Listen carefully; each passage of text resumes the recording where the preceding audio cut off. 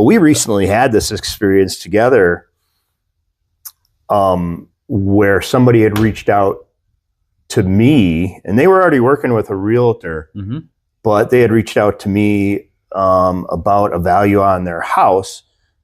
The weird thing about it was they were working with their realtor to buy another house, but not to sell that house. So I turned that guy around and said, you need to talk to your realtor and you know, they can help you buy and sell. Right. And he wasn't aware of that. But where you got involved was where he's like, I would like to buy before I sell. And what does that look like? I'm like, hey, you know, sure, I know a guy. So to talk about that conversation. Buying before you sell. So there's a few different sort of, you know, quirks to that, obviously. I think on your side in your lane, if someone can put an offer on a new place that's non-contingent, that's much more attractive to potential sellers, right? Definitely. Depending on if they've gotten interest or how long, whatever. There's all the little details. But, you know, typically, especially if rates start to go down and there's more competition, being non-contingent is a huge deal. It is. Now, there's a couple different avenues. First, come with mortgage. As a mortgage broker, we've got, you know, lots of different lending options, and we've got a couple lenders, wholesale lenders that they have it's called a buy before you sell program. It's a little different than a traditional bridge loan. So a traditional bridge loan is you're going to use some of the equity in your house to buy the new house without having to sell the first house.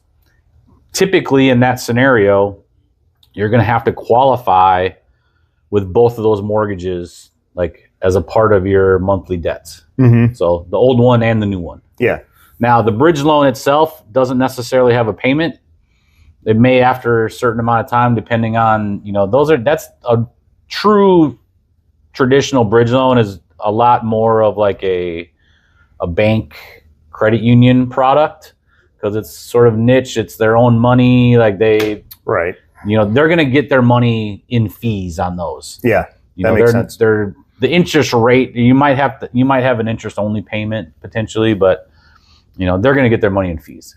And that's what I think people really need to understand in some of these scenarios is when you're talking about a short-term loan, like the bank, they have actuaries that say, all right, we need to make X amount of money or whatever, right? Like the shorter the term it is and the more risk it is, the more they're going to charge.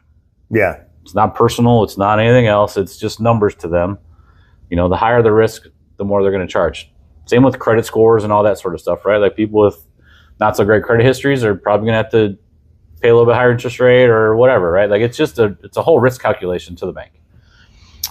The product that we have, which is quite useful, and I've used it a few times in a couple different scenarios, is it's called the buy before you sell. And it allows them to technically go under contract to the lender on the sale of their old home for X price. The lender then lets them access the equity that they have to buy the new house.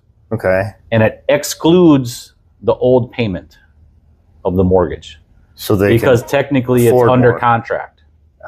So you're taking that, you know, $2,000 a month of your current house payment out of your debt equation. Debt calculation. Nice. Yes.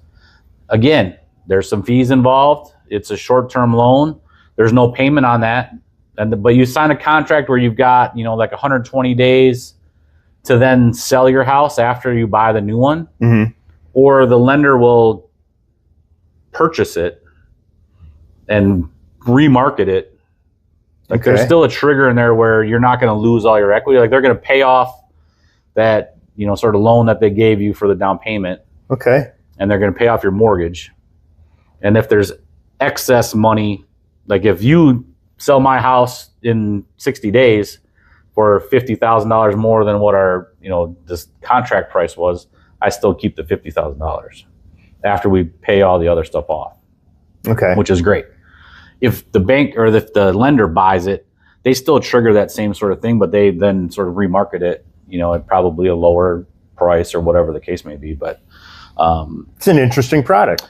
it's a very powerful product for someone that has the right amount of equity. Yeah. You can't do it with 10% equity in your house. Like, that doesn't work. So the person you were just alluding to, unfortunately, doesn't have enough equity to do something like that, and their debt numbers don't qualify for both payments at the same time, whatever. Because buying before you sell, if you have a fantastic financial situation, you don't need a HELOC or a bridge loan or anything. Like, you can just say, hey, I'm doing one right now, actually, for this great couple. They own 2 houses. They got married. Oh, okay. They're buying a new house. They're going to sell one of them eventually and keep one as a rental. They qualify with their current income for the new mortgage plus the 2 old mortgages without having any rental income or anything. And what they're going to do is they're going to put 5% down, which is like a minimum down payment for a non-first-time home buyer.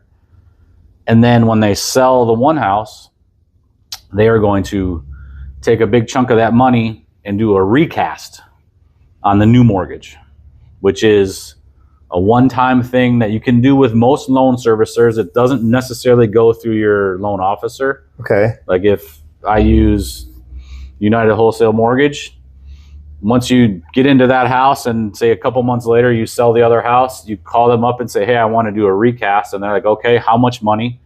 I want to put $100,000 down.